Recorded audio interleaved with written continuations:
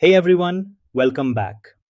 If you're an experienced UX designer, chances are you faced, or at least dreaded, the infamous whiteboard challenge.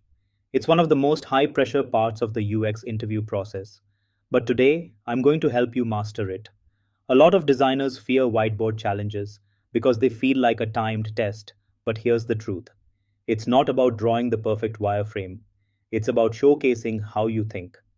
By the end of this video, you'll know what a whiteboard challenge actually is and what it isn't, why companies use them, the 5 step process that will make you stand out, common pitfalls that get designers rejected, how to confidently present your ideas and ace the interview. So, if you're ready to transform your interview game and tackle any whiteboard challenge with ease, let's get started. What is a whiteboard challenge? A whiteboard challenge is a real time problem solving exercise where you're given a UX prompt and asked to demonstrate your design thinking process. If it's an in person interview, you'll literally use a whiteboard and markers. If it's remote, expect tools like Miro, Mural, Figma, or even Zoom annotations. Here's what Whiteboard Challenge is not: a test of artistic ability. You don't need pixel perfect UI. A memorization exercise.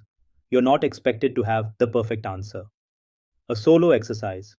It's about collaborating with the interviewer. Think of it as a structured brainstorming session where you verbalize your thought process while sketching solutions. Why do companies use whiteboard challenges? You might wonder, why can't they just look at my portfolio? Well, portfolios showcase polished work, but they don't reveal how you think through problems in real time. Companies use whiteboard challenges to assess how you handle ambiguity. Can you clarify unclear requirements? How you collaborate? Do you engage with the interviewer or work in isolation? How you prioritize user needs versus business goals? Do you think strategically? How you communicate your design decisions? Can you explain your reasoning? How you break down complex problems? Are you methodical or chaotic? Bottom line: the whiteboard challenge isn't about correct answers, it's about showcasing a structured, logical approach. Where does the whiteboard challenge fit in the hiring process? A whiteboard challenge usually happens after your portfolio review and before the final interview. Here's how UX hiring typically flows. Stage 1: phone screen, recruiter call to assess fit. Stage 2: hiring manager, interview, UX discussion. Stage 3: portfolio presentation, walkthrough of past work. Stage 4: whiteboard challenge, solve a UX problem. Stage 5: final interview and offer. So, if you're nailing your portfolio but struggling with life challenges, this is where you need to focus. Next, let's understand the 5 step framework for whiteboard challenges. Let's break down the process so you can handle any whiteboard challenge like a pro. Step 1: understand the problem. First rule: don't jump straight into sketching. Instead, ask clarifying questions. The problem they give you will be deliberately vague to test your ability to scope it correctly.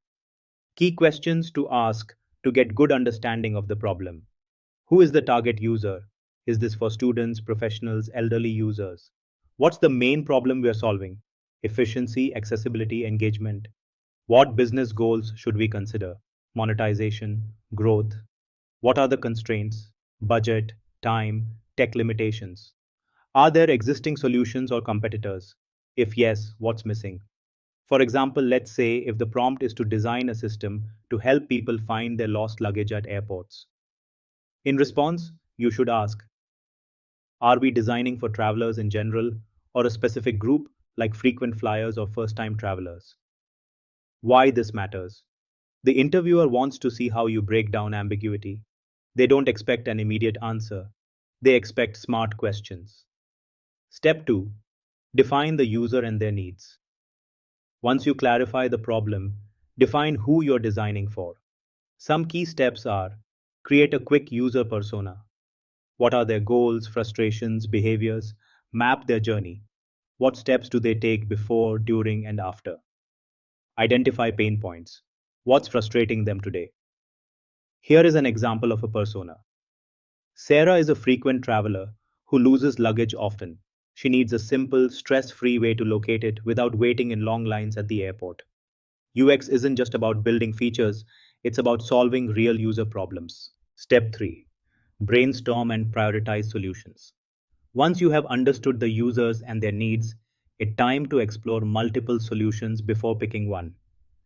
Best approach here is to explore multiple ideas, prioritize based on impact versus effort.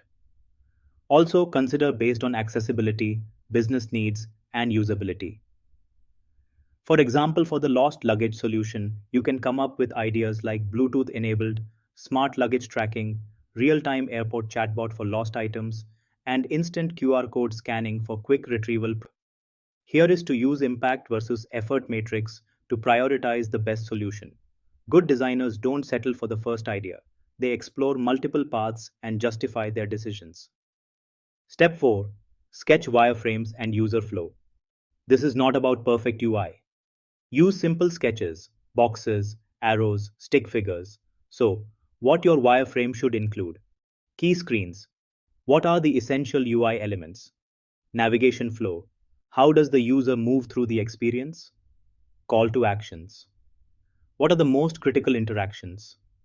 Interviewers don't expect polished UI. They expect clear thinking and structured interaction design. Step 5: Present and justify your solution. Final rule: never just sketch silently and present at the end. Talk through your thought process as you go. Key things to cover when presenting. Some examples. Why this design? I placed search at the top because most users start by looking for something specific. Why this feature? I included quick filters because users need fast access to cuisine types. Why this flow? A one-tap reservation option reduces friction, increasing conversions. Use data and research information to back up your decisions. Great designers don't just design, they justify every decision with logic and user behavior. Let's bring it all together. If you want to crush your whiteboard challenge, here's what you need to do. Start with the problem, not the solution. Don't jump into sketching right away. First, make sure you actually understand what you're solving. Ask smart questions. Clarify the scope, constraints, and what really matters. The more you ask, the better your solution will be. Think broad before narrowing down. Brainstorm multiple ideas. Don't just settle for the first thing that pops into your head. Prioritize like a pro.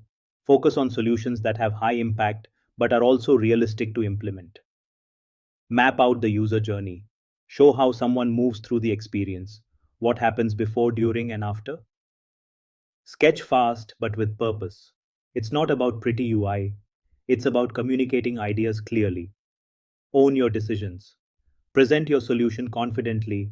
Connect it back to user needs and business goals, and explain why it works. Talk through your thought process as you go. If you keep your interviewer engaged, you're already ahead of the game. Alright, that's a wrap.